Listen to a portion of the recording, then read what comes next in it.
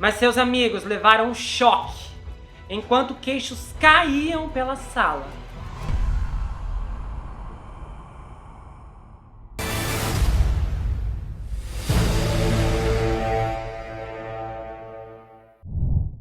,25% das pessoas nascidas nos anos 80 já receberam nudes. Mas há uma máquina por trás. Na nova minissérie do Gustavo Report, você vai conhecer a atriz que virou a golpista dos nudes em A Indústria. Ei pessoal, bem-vindos a esse canal, eu sou Gustavo Negreiro, seu psicanalista favorito, e hoje nós estamos em mais uma atração do Gustavo Report na saga Armie Hammer. Essa é a quarta parte, onde eu vou cobrir a história da família do Armie. E as últimas duas partes são específicas a Casey Hammer, que vai ter uma história dramática, mas se prepara para ouvir. Então hoje nós vamos ter informações muito importantes e uma linha do tempo bem regulada para você entender como as gerações aqui são corrompidas. Lembrando que quando o próximo episódio estiver disponível, o link para a continuação estará fixado aqui no primeiro comentário. E eu gostaria de deixar para você um recado muito importante nesse momento. Sabem pelo menos de quantas pessoas eu estou falando? Querem ver o número?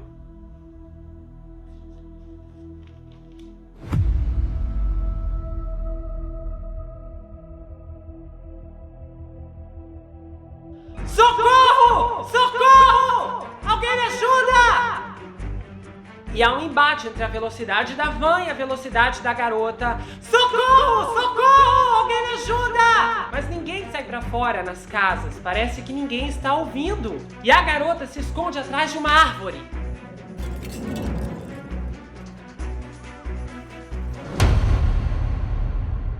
Pois é, confira Pássaro Negro, a minissérie já está completa aqui no canal, conta uma história inacreditável. E, olha, eu vou te falar uma coisa, a liberdade de um homem se esconde na escuridão de outro homem que está preso nas trevas. O link para a playlist, inclusive o primeiro episódio, está fixado aqui no primeiro comentário, você pode clicar. Aliás, tem vários links de diversas minisséries e casos que tem aqui no canal. Você pode conhecer a série Na Mira de Casos Criminais, são histórias individuais, os outros episódios aqui da saga, ou então do próprio Gustavo Report, saga John Depp, as minisséries Anna Delvey, a falsa herdeira, Elizabeth Holmes, o psiquiatra que roubou a vida do seu paciente. Inclusive, tem uma estreia muito bombástica do 24 Horas na Mira, que foi o escape da Casa dos Horrores. Mas que história, meus amigos, se você não conhece esse caso, você precisa conferir, é uma minissérie de 2 partes, você também encontra o link por aqui. É muito bombástica mesmo, assim, tem pessoas que foram às lágrimas no segundo episódio, eu recebi, assim, inúmeros comentários falando sobre isso, e você pode encontrar tudo com facilidades. E nesse momento eu quero agradecer as pessoas que têm contribuído com Valeu, o mecanismo disponibilizado aqui pelo YouTube, e dessa vez foi a Fabiana Calisto e a Lucimar Barbosa que fez pelo Pix. Eu agradeço muito o carinho, o gesto, a gentileza, eu fico muito feliz com quem contribui, pode contribuir aqui com o canal, isso motiva, ajuda, fico muito feliz com todo esse carinho. Eu desejo que vocês possam ser retribuídos de diversas formas. E a gente vai começar esse caso agora. Julius Hammer era um imigrante russo que morava no Bronx, assim como vários judeus. E ele foi buscar uma vida nova nos Estados Unidos. Ao chegar lá, ficou claro que ele não estava procurando uma vida tão nova assim, já que ele foi um dos fundadores do Partido Comunista nos Estados Unidos. Quando seu filho nasceu, o Julius o batizou de Armie Hammer, em homenagem ao símbolo do Partido Comunista na Rússia, o braço e o martelo. Os russos usaram a família Hammer, através do Julius, para transferir o dinheiro para Nova York e financiar o Partido Comunista e roubar tecnologia e segredos comerciais dos Estados Unidos. E o primeiro contato da família com o escândalo foi em 1919, quando o Dr. Julius Hammer acabou interrompendo a gravidez na esposa de um diplomata russo. A mulher, Mary Ognezdorf, acabou perdendo a vida dias depois. E o Julius foi condenado por homicídio culposo em primeiro grau e sentenciado de 3 anos e meio a 12 anos em Sing Sing. Com o Julius na prisão, seu filho de 22 anos, Armie Hammer, abandonou a carreira médica para assumir outro negócio de seu pai, o Allen Drug. E Vladimir Lenin enviou uma mensagem a Joseph Stalin incentivando um apoio particular ao Armie, dizendo, esse é um pequeno caminho para o mundo do negócio americano, e esse caminho deve ser usado de todas as maneiras. O Armand mudou-se para a União Soviética em 1921 por cerca de uma década para fortalecer as conexões familiares. Enquanto estava lá, ele se casou com uma cantora russa chamada Olga e juntos eles tiveram um filho chamado Julian. Após anos de investigação, a CIA concluiu que armas químicas foram usadas para coletar informações para a KGB. E o Armand era um agente da União Soviética e havia ido a Moscou para continuar o que o pai havia construído lá. Ele lavava dinheiro e transferia os fundos que eram canalizados para a espionagem soviética nos Estados Unidos. Era segredo, era ilegal, era perigoso e repleto de crimes. Só que o tempo para os lucros capitalistas no auge do comunismo acabou e o Armand decidiu sair porque ele percebeu que seus negócios não cresceriam sobre o domínio opressivo do Stalin. Quando ele chegou aos Estados Unidos por volta de 1930, ainda havia muito temor da Rússia e do comunismo, então uma das missões mais importantes era enterrar seu passado. O problema é que ele teve uma esposa e um filho russo, nascido em Moscou, chamado Julia. Ele tentou criar a maior distância possível e até fez um teste de paternidade na esperança de que se mostrasse que o seu filho Julia não era seu filho. Então, o relacionamento do Armand para com seu filho Julia era desprezo. Então vamos lá. Armand é bisavô do Armie Hammer.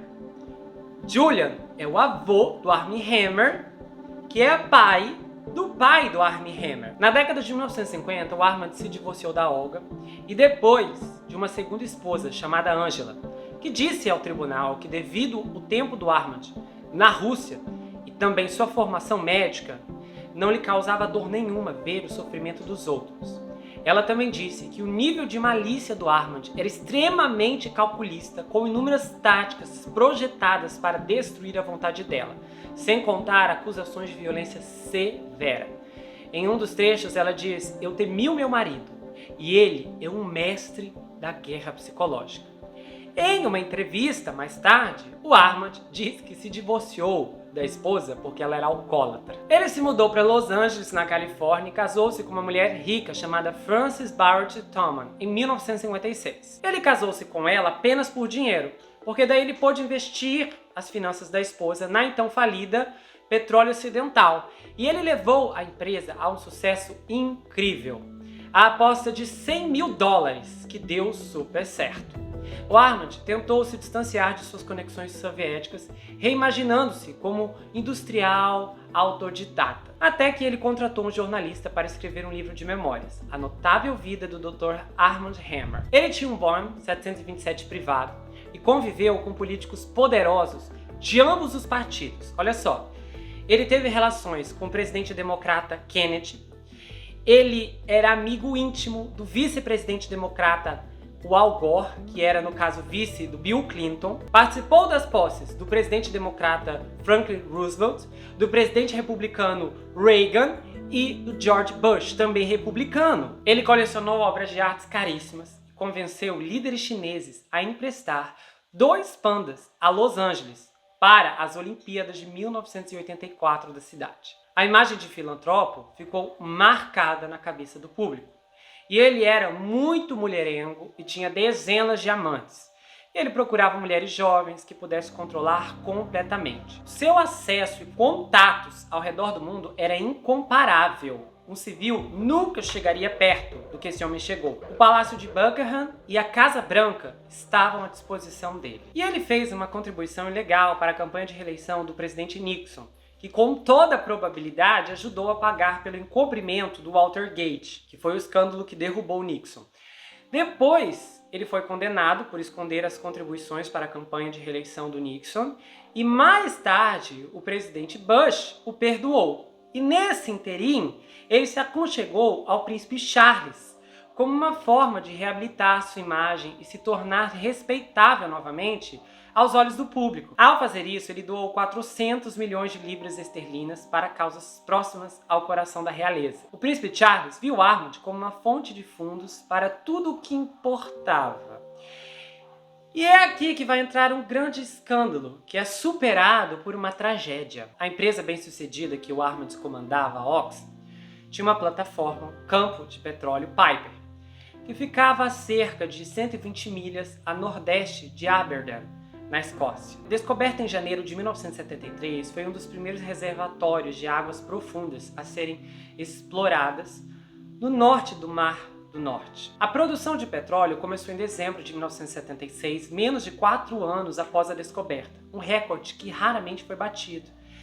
O petróleo foi exportado através de uma linha submarina com 128 milhas de comprimento para a refinaria construída especificamente na ilha de Flota, nas Orkneys. A Piper Alpha provou ser espetacularmente produtiva quando o operador da Ocidental pediu permissão para aumentar as tarifas. A permissão foi concedida com a condição de que o gás também fosse exportado em vez de queimado. Uma estação de tratamento de gás foi adaptada e a exportação de gás começou em dezembro de 1978.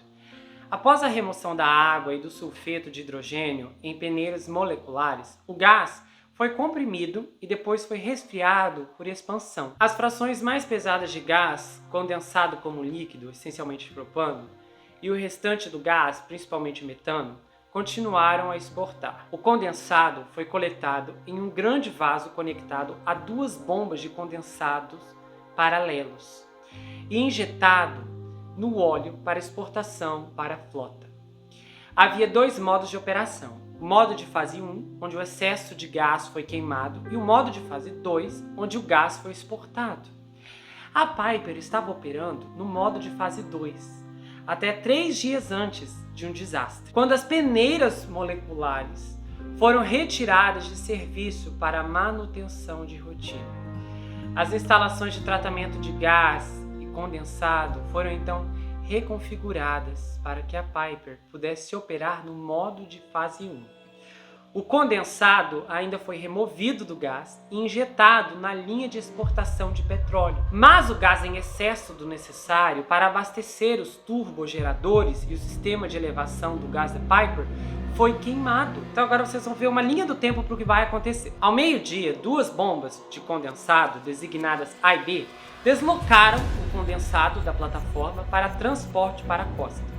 Na manhã de 6 de julho, a válvula de segurança da pressão da bomba A foi removida para manutenção de rotina. A revisão bienal da bomba foi planejada, mas não iniciada. O tubo de condensado aberto foi temporariamente vedado com uma tampa de disco, um disco de metal plano, também chamado de flange cego. Como o trabalho não podia ser concluído às 18, a tampa do disco permaneceu no lugar. Então foi apertado apenas a mão. O engenheiro de plantão preencheu uma licença informando que a bomba A não estava pronta e não deveria ser ligada em nenhuma circunstância. Às 18 horas, o turno do dia terminou e o turno da noite começou. Como encontrou o zelador de serviço ocupado, o engenheiro esqueceu de informá-lo sobre a condição da bomba A. Em vez disso, colocou a licença no centro do controle e saiu. Essa licença desapareceu e não foi encontrada. Coincidentemente, havia outra licença emitida para a revisão geral da bomba A que ainda não havia começado. Então, às 19 horas, como muitas outras plataformas offshore, a Piper Alpha tinha um sistema automático de combate a incêndios, acionado por bombas a diesel e elétrica. As bombas tinham um controle automático para ativá-las em caso de incêndio, embora não pudessem ser acionadas remotamente a partir da sala de controle em caso de emergência. No entanto, o sistema de combate a incêndio estava sob controle manual na noite de 6 de julho. O procedimento da Piper Alpha, adotado pelo gerente da instalação, exigiu o controle manual das bombas sempre que os mergulhadores estivessem na água. E como estavam por aproximadamente 12 horas por dia durante o verão, embora na realidade o risco não fosse considerado significativo para os mergulhadores, a menos que o mergulhador estivesse a menos de 10 a 15 pés, de 3 a 5 metros, de qualquer uma das 4 entradas das gaiolas de 120 pés, no caso 40 metros. Então, às 9h45, devido a problemas com o sistema de metanol no início do dia, clatrato de metano, que é um gelo inflamável, começou a se acumular na tubulação do sistema de compreensão de gás, causando um bloqueio. Devido a esse bloqueio, a bomba B de condensado parou e não pôde ser reiniciada. como todo o fornecimento de energia da obra de construção offshore dependia dessa bomba, o gerente teve apenas alguns minutos para colocar a bomba novamente em operação. Caso contrário, o fornecimento de energia falharia completamente. Foi feita uma busca nos documentos para determinar se a bomba de condensação A poderia ser iniciada. Então, às 9h52 foi encontrada a autorização para a revisão, mas não a outra autorização que determinava que a bomba não devia ser ligada em nenhuma circunstância devido à falta da válvula de segurança. Então, a válvula estava em um local diferente da bomba e, portanto, as licenças eram armazenadas em caixas diferentes, pois eram classificadas por local. Nenhum dos presentes estava ciente de que uma parte vital da máquina havia sido removida. O gerente presumiu, a partir dos documentos existentes, que seria seguro iniciar a bomba A. A válvula ausente não foi notada por ninguém, principalmente porque o disco de metal que substitui a válvula de segurança estava vários metros acima do nível do solo e obscurecida por máquinas. Então, às 9h55, a bomba de condensado A foi ligada. O gás fluiu para a bomba e, devido à falta da válvula de segurança, produziu uma sobrepressão que o disco de metal solto não suportou. O gás vazou audivelmente em alta pressão, chamando a atenção de vários homens e acionando 6 alarmes de gás, incluindo o alarme de gás de alto nível. Antes que alguém pudesse agir, o gás acendeu e explodiu, atravessando o firewall. O zelador apertou o botão de parada de emergência, fechando enormes válvulas nas linhas marítimas, interrompendo toda a extração de petróleo e gás. Testemunhas ouviram um ruído estridente e agudo, seguido pelo flash de uma explosão. Homens na sala de controle foram derrubados e jogados no chão, e a maioria dos homens estava de folga no bloco do alojamento. Eles foram levantados de cadeiras ou jogados de suas camas. Às 10h04, a sala de controle da Piper Alpha foi abandonada. Mayday foi sinalizado via rádio pelo operador de rádio David Kilraid. O design da Piper Alpha não permitia a destruição da sala de controle e a organização da plataforma se desintegrou. Nenhuma tentativa foi feita para usar alto-falante ou para ordenar uma evacuação. Os procedimentos de emergência instruíram o pessoal a se dirigir às estações de bote salva-vidas, mas o fogo os impediu de fazê-los. Em vez disso, muitos dos homens se mudaram para o bloco de acomodação à prova de fogo sob o converso helicóptero para aguardar mais instruções. Vento, fogo e fumaça impediram o pouso dos helicópteros e nenhuma outra instrução foi dada. Com a fumaça começando a penetrar no bloco de pessoal, à medida que a crise aumentava, 2 homens vestiram equipamentos de proteção e tentaram alcançar as máquinas de bombeamento de diesel abaixo do convés e ativar o sistema de combate a incêndios. Eles nunca mais foram vistos. O fogo teria se extinguido se não fosse alimentado com o óleo das plataformas Turton e Claymore.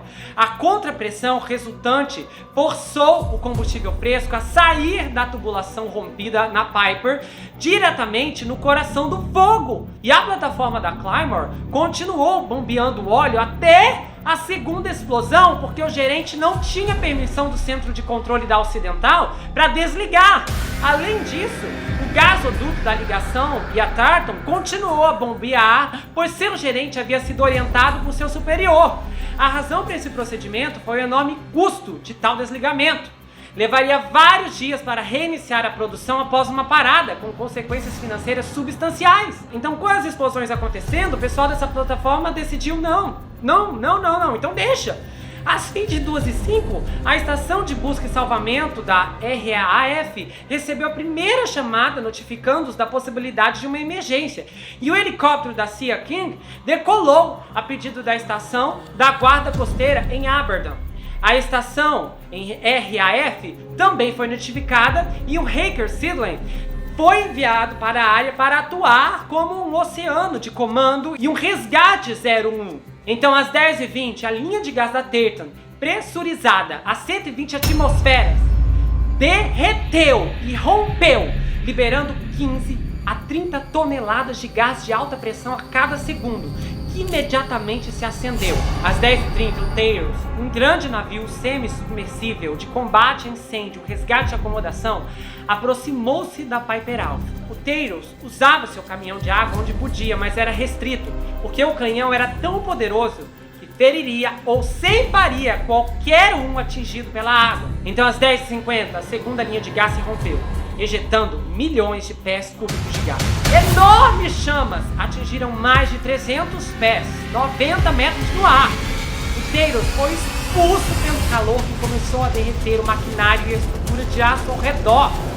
Foi somente após essa explosão que a plataforma Claymore parou de bombear o petróleo. O pessoal, ainda vivo, estava se abrigando desesperadamente no bloco de acomodação queimado e cheio de fumaça, ou então pulando de vários níveis de convés, incluindo o L ponto, a 50 metros de profundidade do Mar do Norte. A explosão também tirou a vida de 2 tripulantes em um barco de resgate rápido lançado do navio de reserva e os 6 tripulantes da Piper Alpha que eles haviam resgatado da água. Gasodutos de 16 a 18 polegadas de diâmetro iam até a Piper Alpha. Às 11h18, o gasoduto que ligava a Piper Alpha à Claymore se rompeu, adicionando ainda mais combustível à já enorme tempestade de fogo que engoliu a Piper Alpha. Às 11h50, com as estruturas críticas de apoio queimadas e sem nada para sustentar as estruturas mais pesadas no topo, a plataforma começou a desmoronar. Um dos guindastes desabou, seguido pela torre de perfuração. O módulo de geração e utilidade, que incluiu um bloco de alojamento à prova de fogo, deslizou para o mar, levando consigo os tripulantes amontoados.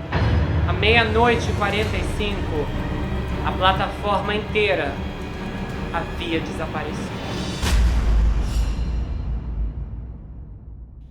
Levou mais de 3 semanas para os incêndios serem extintos. Das 226 pessoas a bordo naquela noite, apenas 61 sobreviveram. 109 pessoas perderam a vida por inalação de fumaça, 13 por afogamento, 11 de ferimentos, incluindo queimadura. Em 4 casos, a causa do falecimento não pôde ser estabelecida e 30 corpos nunca foram recuperados. Uma semana após o desastre, o Lord Cullen foi nomeado para realizar um inquérito público sobre o acidente.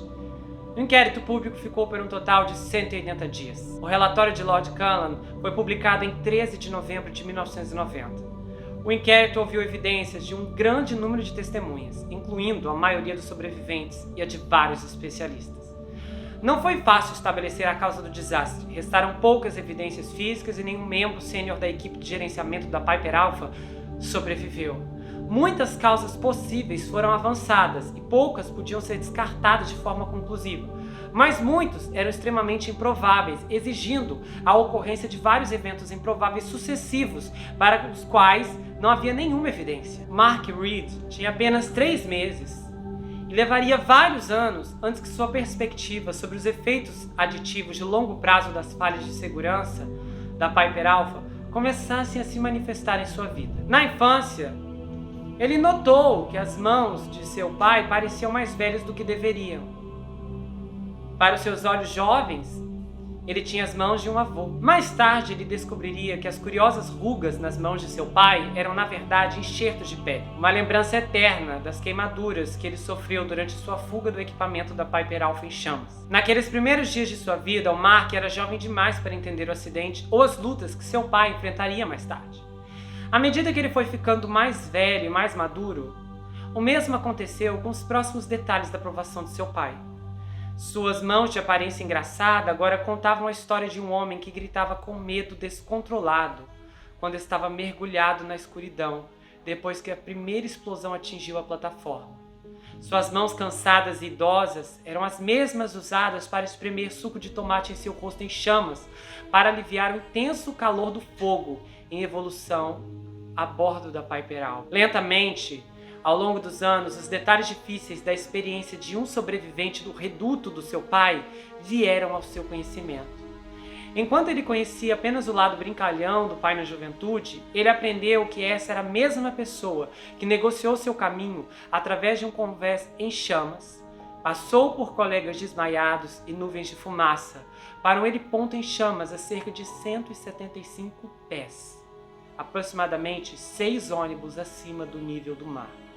O homem com quem ele teve a sorte de crescer era o mesmo homem que de alguma forma conseguiu pular do inferno Piper Alpha através de um silêncio assustador e então ressurgir no Mar do Norte. 21% dos sobreviventes da Piper Alpha sofriam de transtorno de estresse pós-traumático. A história do pai do Mark tornou-se a de um homem que voltava periodicamente ao alcoolismo, rompendo os laços familiares e perdendo toda a esperança de estabelecer uma vida profissional normal. Infelizmente, aos 48 anos, o pai do Mark, que nunca se recuperou, sucumbiu ao alcoolismo. O memorial Piper Alpha Garden, do desastre offshore mais letal do mundo, foi construído no Reino Unido. Neil Lindon foi um dos consultores políticos e de mídia do Armand Hammer. E ele trabalhou de 1986 a 89 para o Armand. Rapidamente, o Neil começou a receber ligações da mídia após a explosão. E ele pensou, como posso servir o Armand da melhor maneira possível? Ele chegou no Armand e disse: Armand, seja o porta-voz da corporação. Não se afaste. A pior coisa que você pode fazer é se esconder. Então Armand Hammer subiu ao palco e fez a grande atuação de sua vida. E ele disse: eu estou muito triste. A responsabilidade é minha. Quando foi perguntado em outras entrevistas, ele dizia: eu estou tão triste com o acidente. E a imprensa engoliu totalmente a história. Não houve perguntas céticas, não houve nenhuma. Ninguém questionou que a plataforma tinha um histórico de segurança deplorável e que um homem já havia falecido nos últimos anos e que uma evacuação em massa já havia acontecido anteriormente. Tudo saiu como planejado e o Armand Hammer saiu intocável aquele dia. O Neil e o Armand foram para o aeroporto e o príncipe Charles e a princesa Diana foram encontrá-lo. Com a mídia toda ao redor, o príncipe Charles expressou uma cara de tristeza, estendeu a mão para o Armand e disse: você não deve se culpar. O apoio do príncipe Charles ao Armand reforçou publicamente o quanto aquele homem estava arrasado com o que aconteceu. E então, o Armand e o Neil entraram no avião. O Armand sentou e disse: vamos tomar champanhe e comer caviar, porque tivemos um ótimo dia. O Armand ou a diretoria de sua empresa, da Oxy, não foram punidos e não foram processados criminalmente.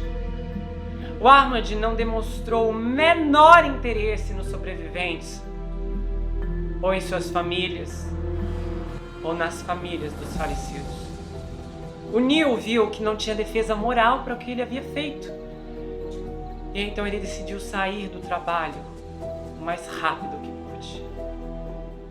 Laços estreitos com pessoas importantes ajudaram Armand Hammer a escapar da responsabilidade que ceifou a vida de 167 trabalhadores da plataforma de petróleo. Dentre suas várias amantes, incluindo Martha Cuffin, mãe de 2 filhos que se divorciou do marido depois de conhecer o Armand e que ele colocou na folha de pagamento da Oxy como consultora de arte. Quando a Frances descobriu que o Armand tinha um amante, ela disse a ele: se livre dessa mulher imediatamente. Então Armand fez com que a Martha mudasse legalmente seu nome para Hillary Gibson, insistindo que sua amante usasse perucas, óculos e maquiagem para mudar sua aparência. Ela dirigia um carro com o dispositivo Harman, usou um telefone grampeado e se submetia a exigências íntimas, mesmo quando eram extremamente humilhantes. Quando Armand faleceu, a Hillary soube que ele a havia deixado de fora de seu testamento. Isso era bem diferente das promessas de uma renda vitalícia e de uma conta secreta de 10 milhões na Suíça. O caso durou mais de 18 anos, com Armand prometendo cuidar dela e de seus filhos depois que ele partisse. Bem versada nas artimanhas do Armand, a Hillary pegou um avião imediatamente assim que soube que havia sido deserdada. Voou para a Suíça e visitou o advogado que há muito estava encarregado da conta. Ela o induziu a sair da sala, delatou, copiou, devolveu um documento escrito à mão pelo Armand, que provava que ele havia feito provisões secretas para ela, bem como para uma outra amante que havia lhe dado uma filha.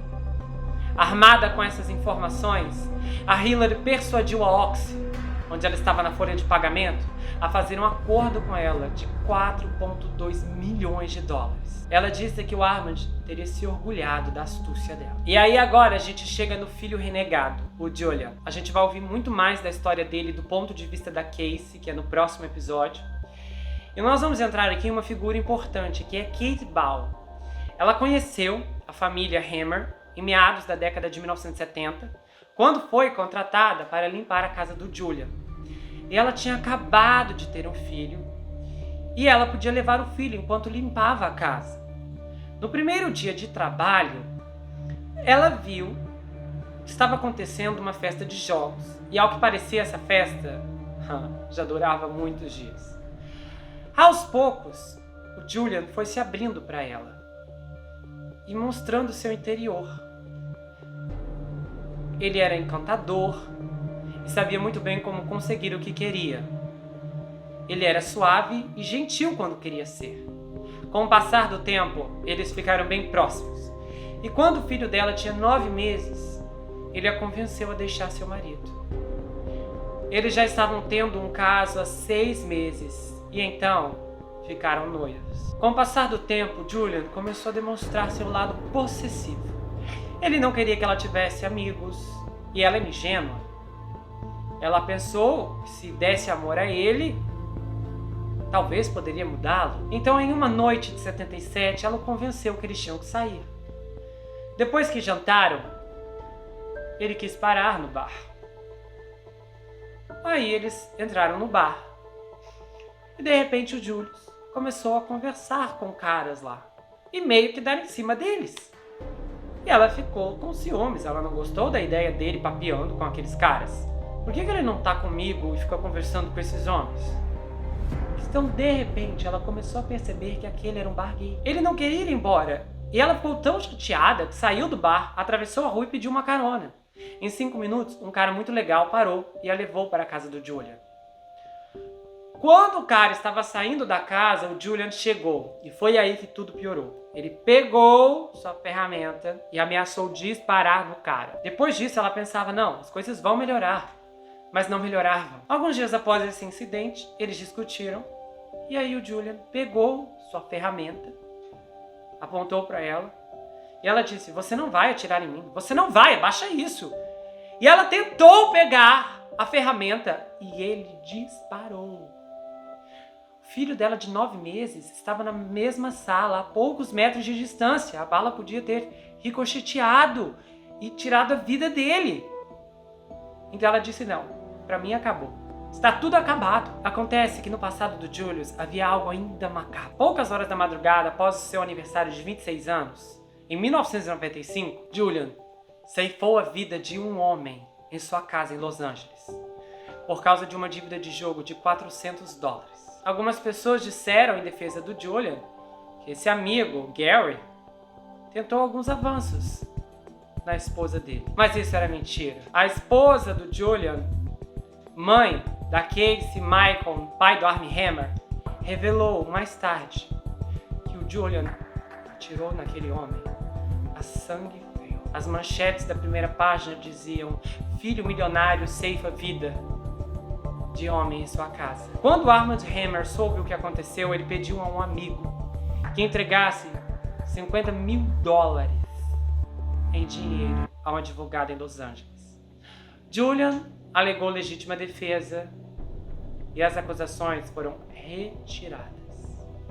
Após a tragédia, o Armand deu ao filho um cargo na Oxy, longe dos olhos do público, e ele ajudava o Armand a gravar conversas ilegais. Quando o Armand foi embora desse mundo, o Julian ofereceu seus arquivos particulares como forma de se vingar do seu pai por tê-lo excluído do testamento.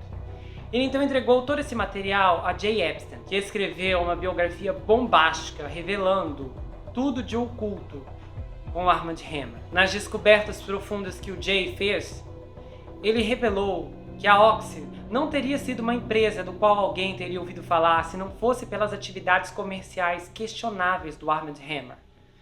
O Armand era um mestre em suborno. Ele chegava até uma pessoa poderosa e lhe oferecia dinheiro, subornos ilegais em dinheiro. Depois entregaria o dinheiro e o Julian registrava todo o crime cometido para que depois o Armand pudesse chantagear essa pessoa. Uma das fitas no qual o Julian entregou ao Jay revelou que o Armand havia subornado o presidente da Venezuela. O Armand não tinha vergonha.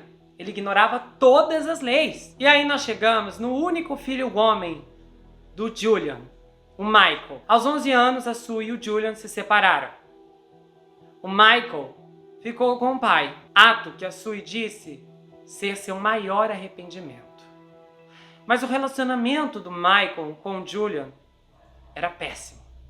O Julian tinha muito ciúme do Michael, enquanto por sua vez o Michael tentava nitidamente superar o pai. O Julian era duro e cruel com o filho, e o Michael era festeiro. Trocava de namoradas a cada 7 dias, e quase todas as amigas de sua irmã acabaram dormindo na cama dele. Então, o Armand Hammer veio para dar um jeito no neto. Ele fez exigências bem específicas. Ele chegou e disse como a vida do Michael teria que ser. Basicamente, o Michael não teria dinheiro a menos que ele desse um jeito na vida e fizesse o que o Armand queria, que era começar a trabalhar para a empresa deles, a Oxy. O Michael nitidamente se tornou o que todos esperavam, o herdeiro da família. Enquanto a função da Casey era apenas ser simpática e bonita, o Michael assumiu o cargo de vice-presidente da empresa. Nas festas e comemorações, o Julian era obrigado a aparecer, mas não suportava, enquanto Michael amava aquela atenção. E ele queria mais do que tudo assumir o trono. Aos 26 anos, ele conheceu a Drew Ann, a mãe do Armie Hammer, uma instrutora de fitness pessoal de Tulsa, em um avião em 1985. A Drew e o Michael rapidamente noivaram, com o apoio do Armand. A família dela era religiosa e rica, então o avô achou que ela poderia mudar seu neto, que ainda era festeiro. Enquanto eles estavam noivos, o Michael traía a Drew com várias mulheres. E as pessoas perguntavam quando ele chegava nas festas, agarrando outras moças: "Você e a Drew terminaram?" Aí ele dizia: "Não, ela só não pôde vir hoje." 5 meses depois que se conheceram, eles se casaram diante de 950 pessoas em uma igreja metodista em sua cidade natal. O champanhe não tinha álcool. Então, depois que o Armie Hammer nasceu e o seu nome foi concebido como homenagem ao seu bisavô, que o bajulava muito quando era criança, o legado da família seria repassado em uma nova geração. Nisso, Michael supostamente se converteu através do pai da Drew e da própria Drew.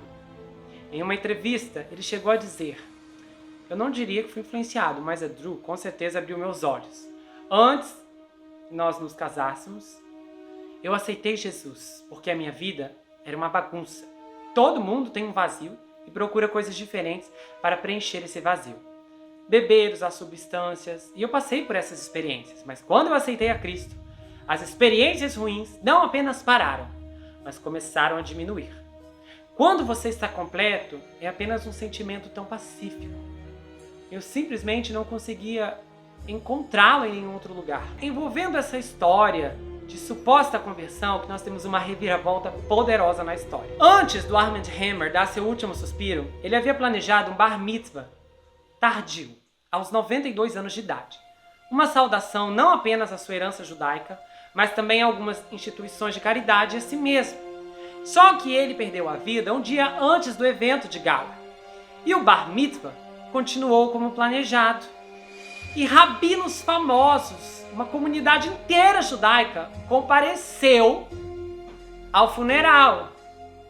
Mas seus amigos levaram um choque, enquanto queixos caíam pela sala. O pai da Drew, um pastor nascido de novo, se levantou e anunciou que no leito final do Armand, ele havia renunciado à sua herança judaica recém-abraçada. E não só isso, ele havia aceitado Jesus Cristo como seu Salvador. Foi um escândalo. Eu encontrei escritos que disseram que as pessoas ficaram tão chocadas que parecia que o fim do mundo tinha acabado de ser anunciado. O Michael simplesmente decidiu reescrever a história, se apoiando em cima da boa imagem dos evangélicos americanos. Fontes também afirmaram que ele mantinha um trono de intimidade, para mudar a palavra, também descrita como uma cadeira impertinente, na sede da fundação do Armand Hammer, que apresentava o brasão da família e uma gaiola embaixo. A cadeira tinha cerca de 7 pés de altura e apresentava também a cadeira como um buraco no assento e uma gaiola embaixo de um gancho, com um brasão de ferramentas pintado no assento. De acordo com o relatório, o Michael sorridente é retratado em uma foto, sentado no topo do trono enquanto segurava a cabeça de uma mulher loira sorridente, que está sentada na gaiola de baixo. O Michael ficou na Oxy mais um ano e depois começou a doar para universidades e organizações evangélicas para que pudesse ficar bem na fita. Enquanto isso, o Michael e a Drew mudaram-se para as Ilhas Caimã. E eles disseram que era um lugar saudável para criar os filhos e que simplesmente não conseguia encontrar isso nos Estados Unidos. E ele só não mencionou que a ilha também é um paraíso fiscal e bancário offshore. As Ilhas Caimã, uma colônia da coroa britânica, tem leis de sigilo financeiro comparáveis às da Suíça. Porém, em 2012, o casamento dele e da Drew chegou ao fim. Alguns amigos começaram a revelar um pouco mais do Michael depois que o casamento dele com a Drew acabou. Eles disseram, olha, esse homem tem a mentalidade de um adolescente. Ele enviava fotos íntimas para seus amigos. Ele embarcou em uma série de mulheres, substâncias ilícitas e tatuagens. O Michael era proprietário e executivo da Conadler, uma concessionária de arte na cidade de Nova York, que fechou em 2011, depois que foi descoberto que a empresa comprou e revendeu 80 milhões em pinturas forjadas, com assinatura de expressionistas abstratos. Embora o Michael não tenha sido pessoalmente acusado de irregularidades na quadrilha de fraude, durante o depoimento no tribunal foi alegado que ele estava usando os fundos da galeria para suas despesas pessoais, incluindo 2 carros de luxo e uma viagem a Paris. O Michael nunca respondeu às alegações, pois o caso foi resolvido apenas 1 hora antes dele testemunhar. Apesar dos escândalos, o Michael continua sendo uma presença regular nas páginas da Sociedade de Montecito, em feiras de carros antigos e em eventos de caridade que beneficiam a polícia de Santa Bárbara. Em 2015, no mesmo ano em que o Armand Hammer Foundation fez uma doação de $1 milhão para o Museu Automotivo de Paterson, a organização adicionou Michael ao seu conselho de administração. Várias pessoas disseram que a doação de que a organização mais se orgulha é a do Michael. Em 2017, o Michael pediu em casamento Misty Mewart, uma curandeira do Spa Four Seasons do The Baltimore. De acordo com as palavras do próprio Michael, essa mulher o ajudou a se recuperar de uma cirurgia nas costas.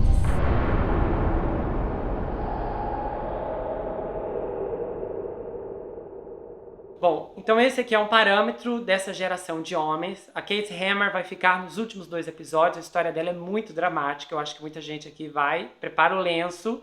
É muito profunda, inclusive. Eu acho que vai ser uma experiência bem imersiva. Principalmente para a análise que eu vou trazer no fim. E quando a gente analisa isso aqui, nós podemos olhar para essa geração de homens. Porque isso tudo serve para mostrar como esse comportamento diabólico é aprendido.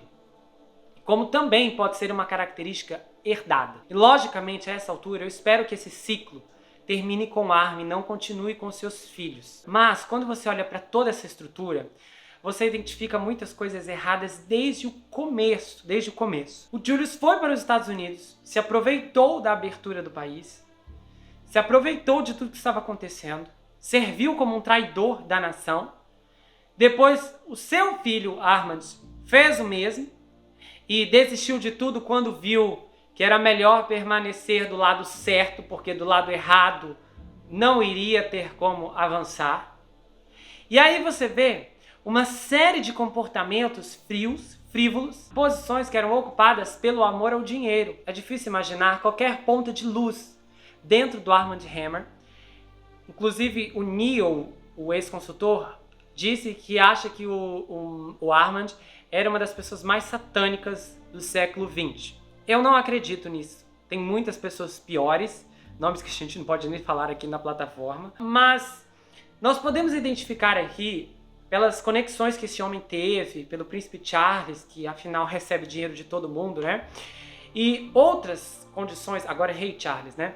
E todas as condições que foram abordadas e identificadas dentro desse parâmetro, quando você identifica pessoas que buscaram posição, pessoas que buscaram poder e homens que tentaram construir um legado. Então, a cadeia aqui é muito grande, porque é possível identificar como a estrutura emocional desses homens foram programadas para descartar e usar. Então, para o Armand, seu filho Julian era um lixo, porque ele simplesmente carregava um sangue russo nas veias, ele representava um país que ninguém queria ver na sua frente. Então, ele não teve a menor preocupação, não teve o menor temor ou qualquer arrependimento de ignorar totalmente o seu filho a vida inteira. Se esse homem foi capaz de fazer isso com o seu filho, sangue do seu sangue, um garoto que refletia ele mesmo, imagine com qualquer outra pessoa. Imagine com as amantes, com os outros familiares. A balança de poder era o Deus desse homem. Era aquilo que representava tudo aquilo que era importante para ele, que o fez casar com uma mulher que ele não amava, mas o qual ele sabia que o dinheiro poderia mudar sua vida. Pessoas como essa não têm nada de bom a oferecer à sociedade, à família, a qualquer que seja. Um legado de destruição é transmitido de diversas formas, incluindo pela construção de uma empresa que foi totalmente estruturada em cima de falcatruas, em cima de interesses, mentiras, suborno, corrupções, chantagens, ameaças. Trabalho duro, a integridade, a honestidade deram lugar ao que há de pior em um sanguessuga. Alguém que era honrado onde quer que fosse, alguém que era aplaudido onde chegava, uma pessoa que desfrutou de conexões poderosas e que se safou de inúmeros crimes e que conseguiu realizar todos os seus objetivos tendo uma vida extremamente longa, fazendo o que quer que fosse, sem pagar qualquer consequência neste mundo aqui. Algumas pessoas duvidam da existência do mal. Para nós que acompanhamos casos criminais, é perceptível que o mal se molda através de muitas faces. É mais comum apontar alguém que foi preso por um crime terrível ou que tirou a vida de inúmeras pessoas, enquanto outras pessoas se escondem sob a luz do sucesso, sob os holofotes de um indivíduo milionário ou sob o mais sorrateiro de todos os títulos atualmente. Um filântropo, o Armand Hammer, se envolveu com dezenas de doações, sendo a principal delas a cura do câncer. Ele passou a doar dinheiro para centenas de causas. E isso é extremamente familiar com outras pessoas que fazem isso por aí, mundo afora. Só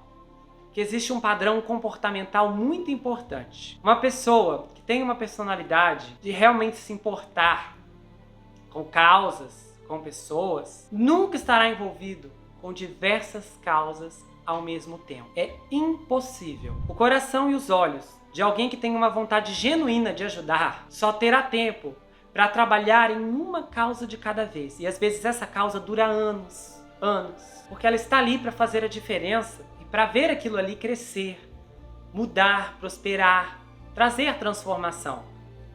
Não há expectativa em retorno de uma visibilidade, de um sucesso, de manchetes. Mas os falsos filântropos fazem o contrário. Eles se envolvem com dezenas de causas. Dezenas. São pessoas que você pode procurar. Estão doando aqui, lá, pra cá. Isso é farsa. Podem até estar doando. Mas pode ter certeza que as intenções são as mais obscuras. São as mais macabras. São as mais diabólicas possíveis no coração desses homens ou dessas mulheres. Indivíduos que se envolvem com dezenas de instituições ao mesmo tempo estão procurando visibilidade, construir um império através do poder de contatos e da repercussão que todos esses movimentos geram. Não há um interesse real nas causas. Não há uma observação no progresso, especificamente daquilo que realmente importa. Há apenas uma atração para se aproveitar das luzes, dos aplausos e do palco que essas doações estabelecem. Quando você tem um propósito, você divide as suas forças e a sua dedicação para acompanhar, para observar, supervisionar aquilo qual você está envolvido. Você ama a causa, você se envolve com a causa, você busca aprender mais sobre a causa. Você tem um contato com ela e desenvolve um relacionamento com os envolvidos ali. Você não tem tempo nem energia para se envolver com variadas ao mesmo tempo. Porque para ajudar estas, você teria que dar um tempo que você não tem. Um tempo para conhecer, para saber como se trata, como funciona e o que aquilo realmente está fazendo com o seu dinheiro. Doação genuína é um reflexo de um gesto de carinho e de amor, pautada na intenção de fazer a diferença com o que você tem em mãos. As pessoas que mais têm interesse em ajudar são aquelas que você menos ouve falar. Pessoas que não estão aparecendo na mídia todo dia, pessoas as quais você não vê os jornais noticiando o que elas fizeram, o que elas doaram, o que elas entregaram. São pessoas que literalmente dão com a mão direita e esquecem com a esquerda. Se você gostou desse vídeo, se inscreve no canal, ativa o sininho, compartilha, dá o seu like, passa esse vídeo para frente. Nós estamos na quarta parte da saga Armie Hammer. Se você quiser saber mais sobre mim, adquira meu livro Perfeito Estranho. Já está disponível lá no meu site, você pode falar comigo pelo Instagram. O livro vai autografado se você quiser, vem marcadores, um pôster exclusivo. Essa história se concentra em um rapaz chamado Jack Wilbur que se vê preso em uma terrível maldição hereditária enquanto ele precisa enfrentar um serial killer que está escondido em sua própria casa. Você pode me seguir no Instagram, Gustavo N Psicanalista, eu tenho um canal de cortes onde as análises são reportadas, postadas por lá. E eu também tenho um grupo no Telegram onde envio áudios exclusivos, a gente tem muita interação por lá. A gente se vê no próximo caso. Não se esqueça que aqui você sempre vai ter um amigo. Até mais, pessoal!